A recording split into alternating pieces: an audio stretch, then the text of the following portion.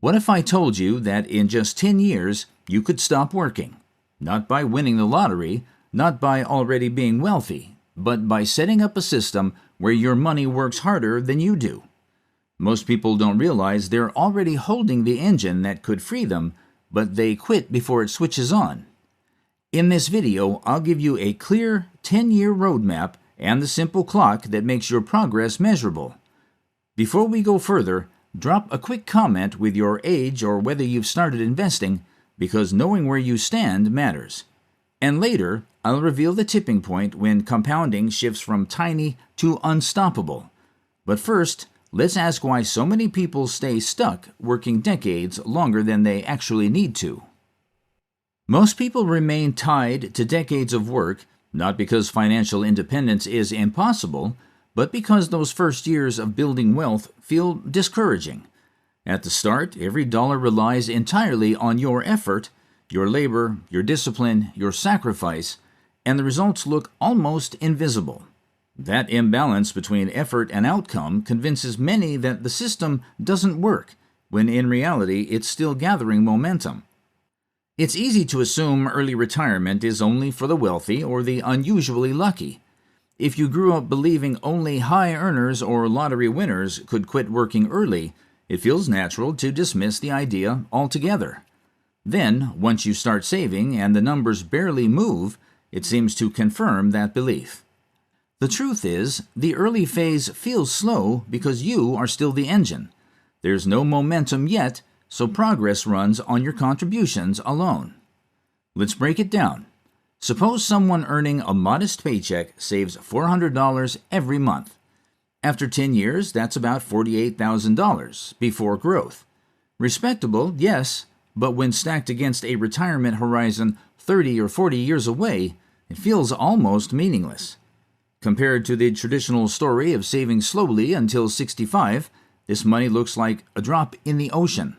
That sense of futility is what drives people to stop, even though they're closer than they think to a turning point.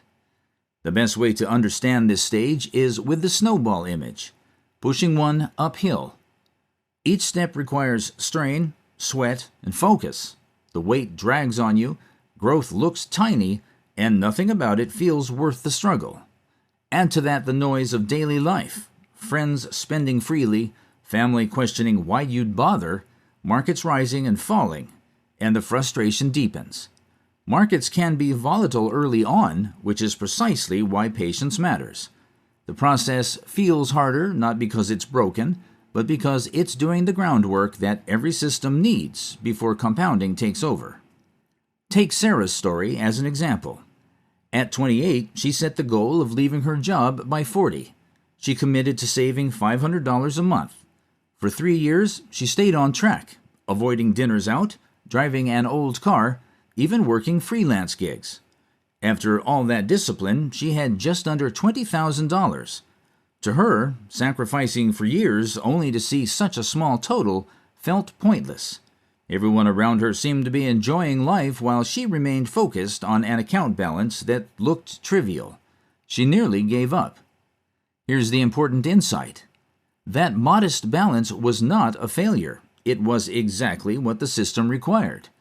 Those years built the foundation. The money she saved was the base that would allow compounding to begin. Her dollars were now strong enough to start earning their own dollars, and that shift, when growth no longer depends only on you, is the moment everything changes. This is the fragile bridge most people never cross, the very point where discouragement convinces them to stop when they are finally on the edge of making real progress. So the real question becomes, what is that tipping point, and how close are you to it? Understanding where that shift occurs is critical. Without it, the early years appear empty, when they're actually the necessary first stage of freedom. With it, you recognize that each dollar saved is setting the clock for doubling. And once you see how that doubling works, what once looked invisible finally becomes measurable. Because if you could predict how long it takes for your money to double, the whole process becomes a clock you can follow step by step, and that clock is what we turn to next. Most people don't realize there's a simple way to estimate exactly how long it takes for their money to double. Instead of feeling like the market is just tossing random numbers at you, you can use what's known as the early retirement clock, the rule of 72. It's remarkably simple. Take 72 and divide it by your average annual return. The result tells you how many years it takes for your money to double. Here's what it looks like. Let's say your investments average 10% a year. 72 divided by 10 equals 7.2. That means, on average, your money doubles roughly every 7 years. Imagine you start with $50,000. After the first cycle, about 7 years later, you have $100,000. Stick with it for another 7 years, and it grows to $200,000. 7 years after that, it becomes $400,000. Each cycle feels slow at first, but the leaps get larger and larger, and the weight of compounding shifts from tiny gains to massive jumps. The key here is that the rule of 72 isn't a guarantee. It's a forecasting tool. Markets rise and fall, but the formula gives you a reliable way to estimate how time and returns interact. The real danger is waiting too long to start. Missing just one cycle can double your overall timeline. That's not a small delay. It can mean the difference between freedom at 45 and grinding until 60. Lost time compounds against you just as powerfully as money compounds for you. Think about the impact of stacking multiple cycles. Starting with $50,000 and completing 4 doubling cycles turns it into roughly $800,000. Add a 5th cycle, and it clears $1 million. That's the math that allows people to do in 2 or 3 decades what most spend 40 years trying to achieve. It also shows why getting started sooner gives you so much leverage. Every extra cycle you capture shortens the path by years. Let me pause for a second here. As you're listening, ask yourself silently, how many cycles can you realistically fit in over the next 10 years? That mental calculation alone can completely change the way you think about time, money, and freedom. Here's how it looks in practice. Consider Michael, who in his 30s invested $60,000. After 7 years, with consistent returns, he had about $120,000. At first, that felt almost unreal because the years crawled by slowly. But then the next cycle doubled his balance again from $120,000 to $240,000. The amazing part? His effort hadn't changed. He wasn't working longer hours or saving more aggressively. The system itself began accelerating. By the time he reached that second doubling, he realized the growth in his wealth was outpacing his contributions. And that's when compounding truly flips from frustrating to exciting. This is why thinking of the rule of 72 as your personal clock is so powerful. Each doubling cycle isn't just about watching numbers climb. It's about converting years of labor into years shaved off your working life. In this clock, the ticks aren't hours at a desk. They're returns multiplying on themselves while you stay consistent. Every completed cycle is like crossing off a chunk of working years you'll never have to give away.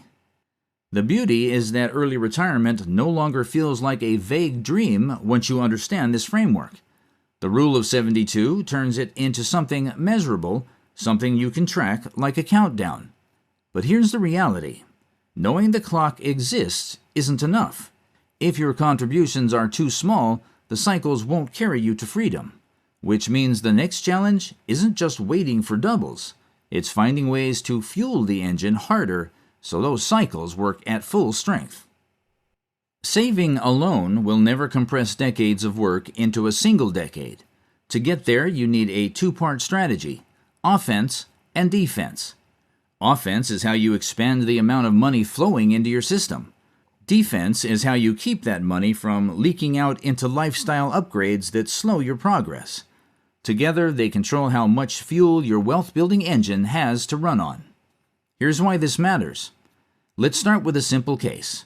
Say you earn $4,000 a month and follow the typical advice to save 10%, or $400. Over a year, that's $4,800. Stick to it for a decade, and you've set aside $48,000. With a 10% annual return, the account grows to around $77,000. While that's progress, it's far from enough to buy back years of freedom. The takeaway is clear. If you rely on savings alone, you'll move forward, but not nearly fast enough. This is why offense matters so much. Offense is about creating more space for contributions to grow.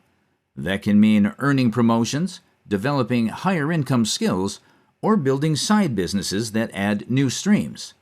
If you raise your income from $4,000 to $6,000 or even $10,000, the shift is dramatic. The same 10% savings rate now puts thousands into the system each month, not hundreds. Over 10 years, that difference multiplies into hundreds of thousands of dollars gained. But offense on its own isn't enough if defense fails. Defense is the discipline of locking in your lifestyle. The rule is simple. When your income goes up, your expenses stay flat.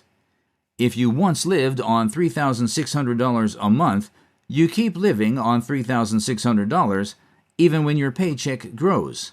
The gap between your earnings and expenses becomes pure investment fuel. Here's a practical example from the research. Imagine one person sticks with a $4,000 salary and saves 10%. After 10 years, their account grows to about $77,000 with compounding. Compare that to someone earning $10,000 a month but still living on $3,600 just like before. The difference? Their account hits roughly $193,000 in the same period. That's over double, simply because they played both offense and defense at the same time. To make defense easier, try this experiment. For the next 12 months, every time your pay increases, whether from a raise, bonus, or new income stream, automatically invest it. Don't let it hit your spending account. Treat every new dollar as if it were a worker joining your team. Each worker either builds wealth or disappears buying things you don't really need. Your job is to assign them to permanent roles in your investment system. And that's the key shift in perspective. Each time you earn a raise or create an extra stream, you're hiring more workers for your financial team. If you let lifestyle creep absorb that gain, you're sending those workers home before they ever contribute. But if you assign them to your investments, they never sleep, they never quit, and they never stop compounding. So while saving is foundational, the bigger breakthrough comes from balancing both sides. Grow your offense to bring in new income. Strengthen your defense by holding your lifestyle steady. Those two strategies combine to accelerate the clock you're on. More contributions create more doubling cycles, and that speed is what can take decades off your working years. Ask yourself this: which one raise or new income stream could speed your timeline the most? Because once you identify it and protect it, the question becomes how you structure those growing contributions into a system that keeps working whether you clock in or not. To make those growing contributions work, you need a structure that doesn't just build up once, but keeps running like a machine. That's where the three-layer model comes in: growth assets, income producers, and stability assets. Each plays a distinct role, and when you put them together, you create a system designed to endure for the long run. Start with growth, the engine. This layer pushes your money beyond inflation and steadily builds wealth. The core tools here are broad index funds, along with selected dividend-paying and growth stocks. These drive capital appreciation and ensure your portfolio grows over time. Without them, your savings risk losing purchasing power, and what seems like enough today could feel small years later. But relying only on growth has a flaw. The market doesn't rise in a straight line. Relying on growth alone means in down years you'd be forced to sell at the worst possible time. That's why the second layer exists: income producers. These are assets like REITs, dividend stocks, and rental properties. Their strength is simple but powerful. They pay you even when markets swing. Every dividend or rent check either supports your living expenses or gets reinvested for more growth. That income layer keeps the system running without forcing you to cut into your long-term core holdings. The third layer is stability. These are treasury bonds, high-yield savings accounts, and small gold position. They aren't designed for eye-catching returns, but they protect you when volatility hits. Think of them as shock absorbers. When stocks sink, this layer gives you liquidity and prevents the single biggest danger, being forced to sell valuable assets in a downturn just to cover expenses. It's deliberately steady because protection is what keeps the rest of the machine alive. One often overlooked safeguard is currency diversification. Depending entirely on a single economy and currency can expose you to risks you don't see coming. Setting aside a small percentage of assets in international markets or stronger currencies, such as the euro or Swiss franc, gives you an added layer of resilience. It's not about chasing returns. It's about making sure a downturn in one financial system doesn't undo years of progress in yours. Together, these three layers work like a vehicle. Growth is the engine, income is the fuel system, and stability is the brakes and control. Remove any one and the system becomes weak or unstable. Keep all three working together and your portfolio has the balance to endure market ups and downs while it continues to compound.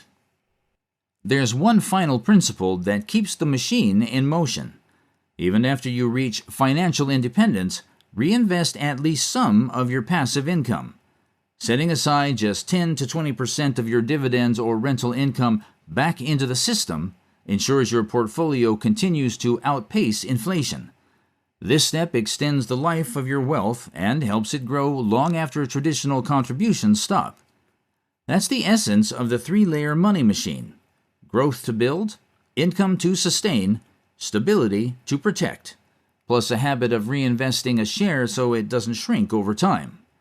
Once you set it up, compounding doesn't just work by chance, it works by design, no matter which way markets move. And here's the challenge you'll face. The framework itself is straightforward, but the test is sticking with it long enough for the results to appear. The hardest part isn't the math, it's resisting the urge to interrupt it before the tipping point arrives. So what does this all mean for you right now? It means your next steps are clear. First, start as soon as possible so you don't miss doubling cycles. Second, grow your income while keeping your lifestyle steady. Third, build a three-layer portfolio: growth, income, and stability, and reinvest part of the passive income it generates. Every dollar you invest today is a silent worker that never clocks out, never asks for a raise, and never calls in sick. Calculate your monthly investable amount today and commit to a simple 12-month experiment. Put every raise or bonus directly into investments. If you found this breakdown useful, hit like, subscribe for more tactical strategies, and drop a comment with either your monthly investable amount or your target retirement year. It's one small action today, but it sets the foundation for everything that comes next.